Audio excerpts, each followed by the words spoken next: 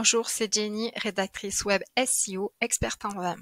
Je vous retrouve aujourd'hui pour vous parler du cocon sémantique.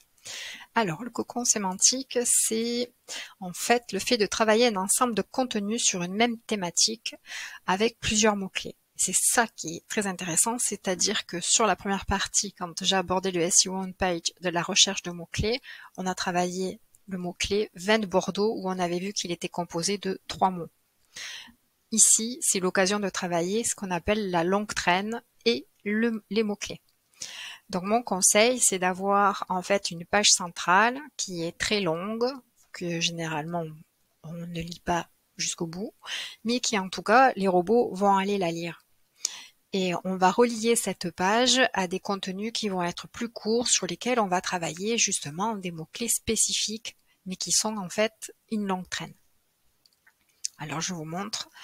Donc, comme je vous disais, un mot-clé, il est composé de 3 mots, comme par exemple vin de Bordeaux, et une longue traîne, c'est un groupe de mots, de plus de 3 mots, vin de Bordeaux, millésime 2022.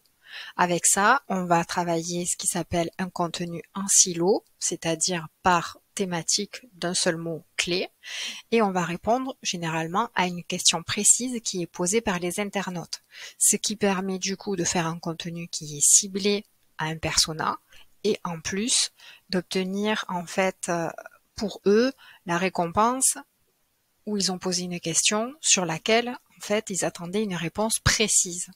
Et là, on est vraiment dans une démarche informationnelle qui vient vraiment apporter par la suite un lien pour renforcer en fait votre crédibilité et auprès des internautes et auprès des robots. Voilà, j'espère que cette explication de travailler le cocon sémantique vous parle et que vous la comprenez parce qu'elle est hyper importante dans la création de contenu pour le SEO on page. Au plaisir de vous retrouver dans la suite, avec la suite qui sera comment faire un bon contenu. À bientôt.